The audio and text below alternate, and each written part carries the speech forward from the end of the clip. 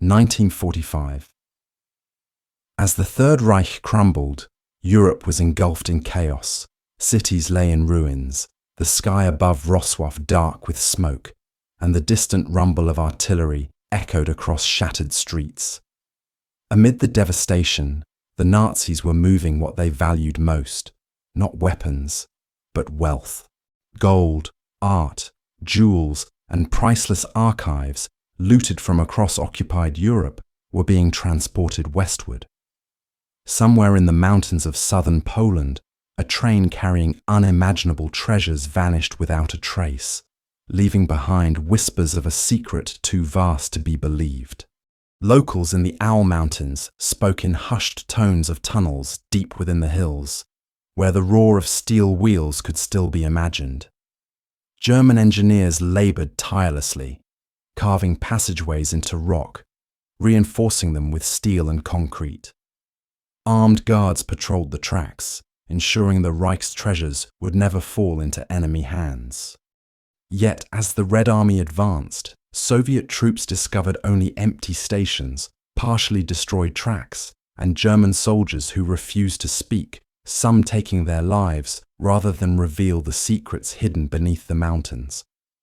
Thus began the legend of the Nazi gold train. The story traces back to Breslau, now Wrocław, a city brimming with stolen treasures.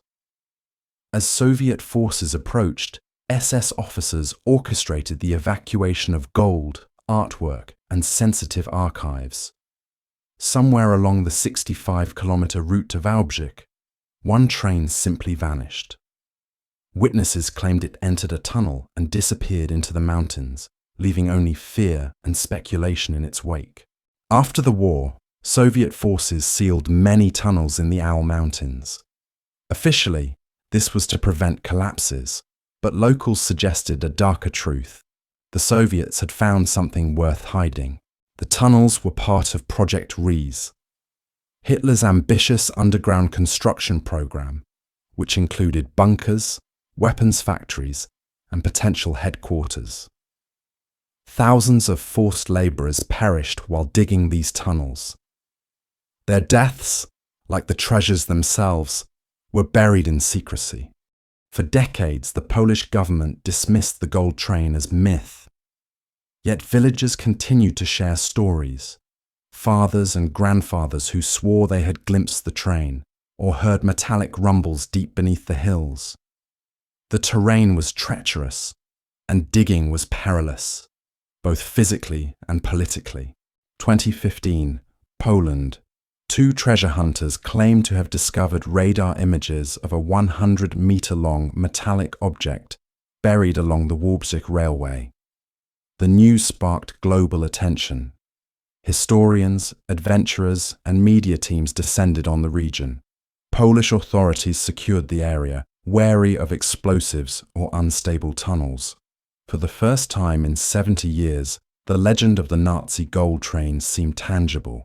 The hunters, armed with ground-penetrating radar, reported anomalies consistent with a long armored train hidden beneath layers of soil and rock. Nearby residents recalled strange sounds in the hills during the final months of the war.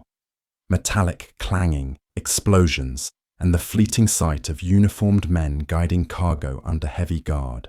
Project Riese, the massive underground construction project ordered by Hitler, had already claimed thousands of lives. Laborers worked under brutal conditions, carving tunnels with primitive tools, while guards enforced silence under threat of death. Some tunnels were wide enough to accommodate locomotives. Others collapsed mysteriously, erasing traces of the work. It is believed that the train, if real, would have entered one of these hidden chambers, never to be seen again. Historians debated the plausibility. Some argued the train was mere myth, a post-war fantasy fueled by wartime chaos.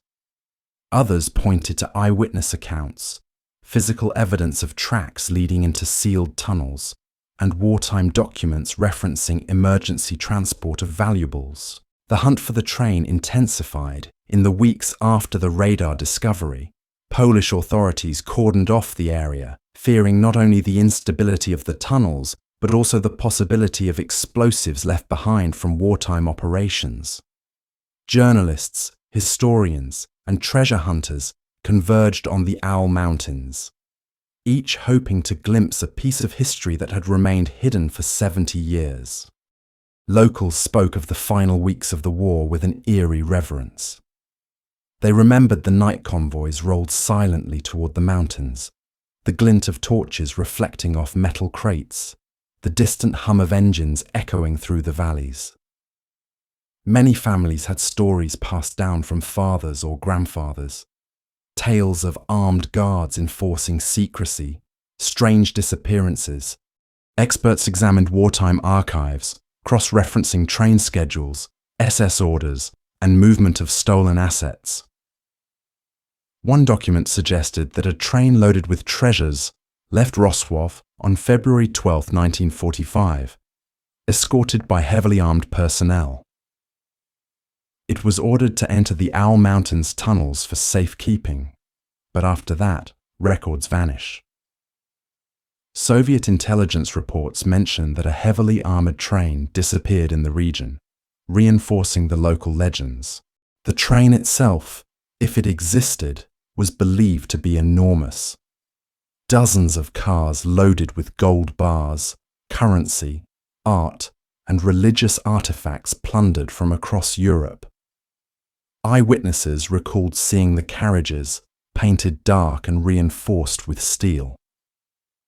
Guards were stationed at every passage, and the terrain itself made escape nearly impossible.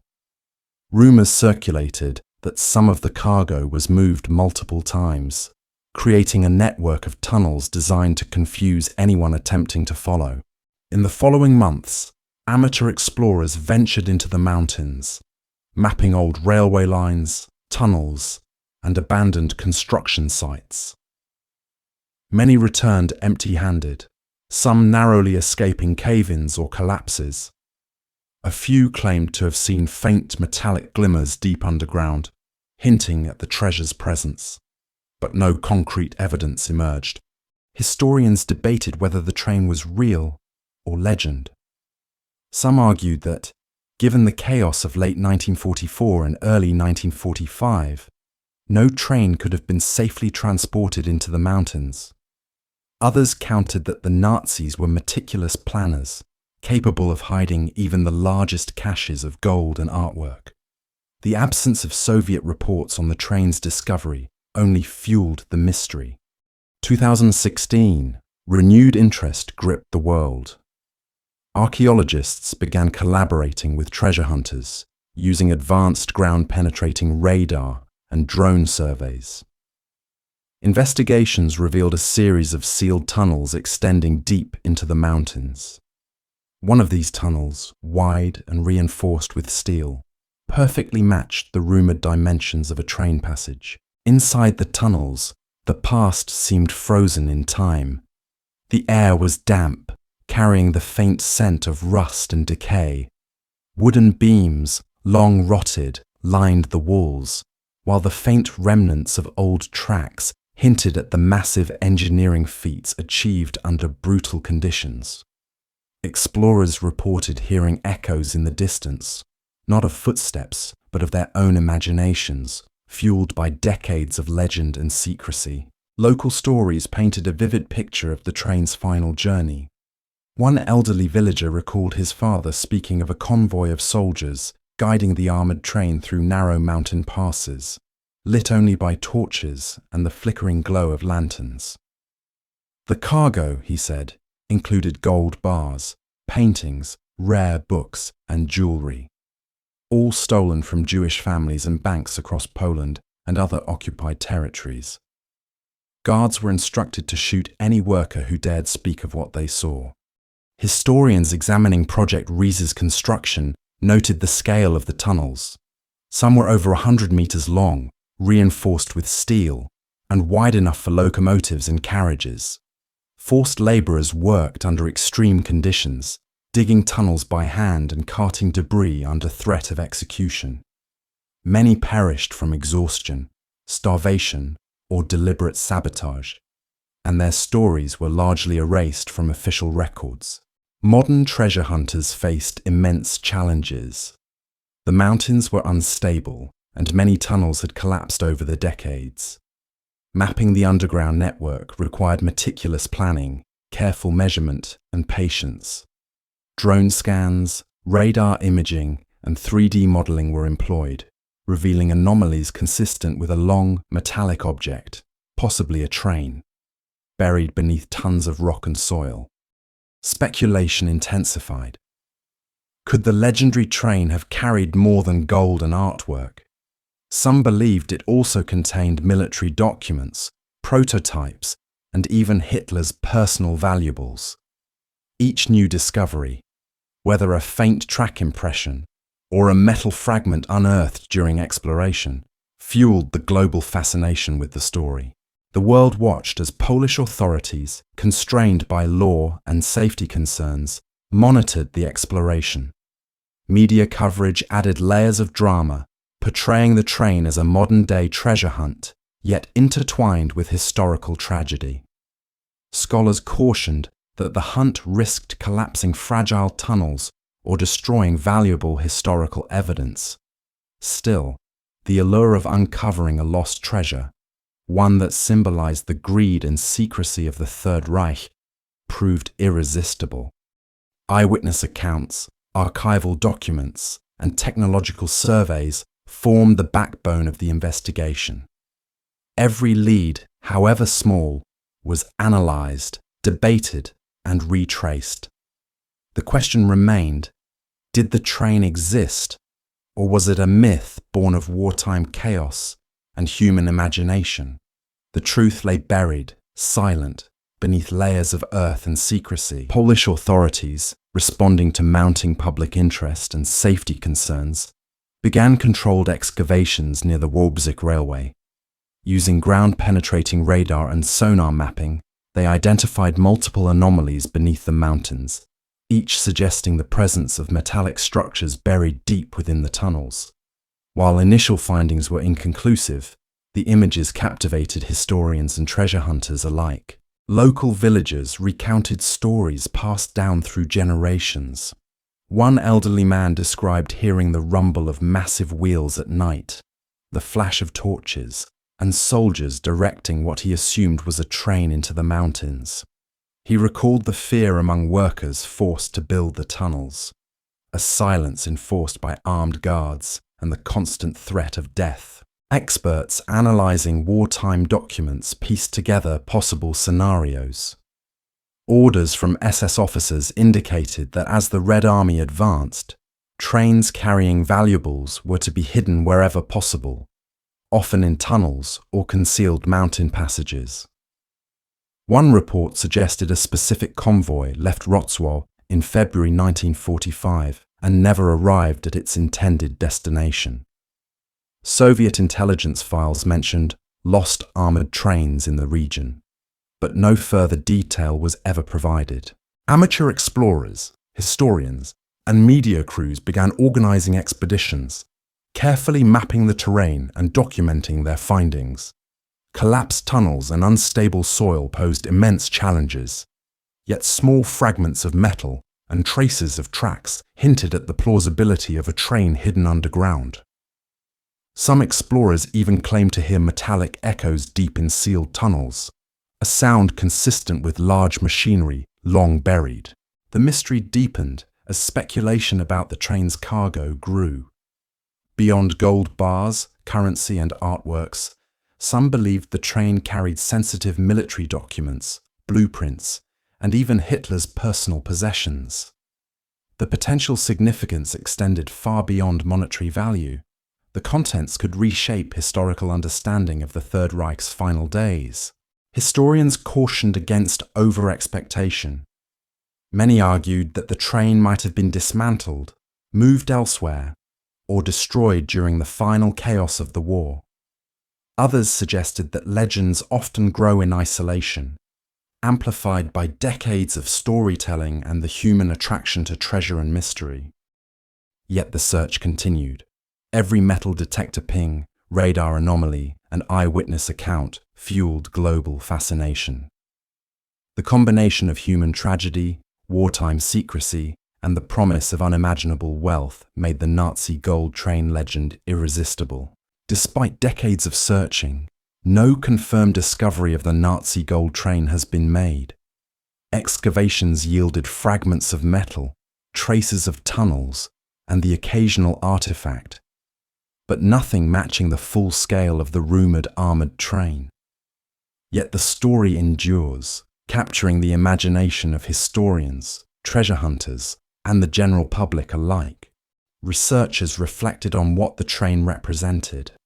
More than gold or jewels, it was a symbol of the Third Reich's obsession with secrecy and survival. As Nazi forces retreated, they sought to preserve not just wealth, but power, knowledge, and historical influence. The train, real or imagined, became a focal point for understanding the lengths to which a regime would go to protect its most valuable assets. Villagers in the Owl Mountains continue to tell tales of hidden passageways and the sound of machinery echoing through the hills. Some swear they have seen lights flickering underground or shadows moving within sealed tunnels.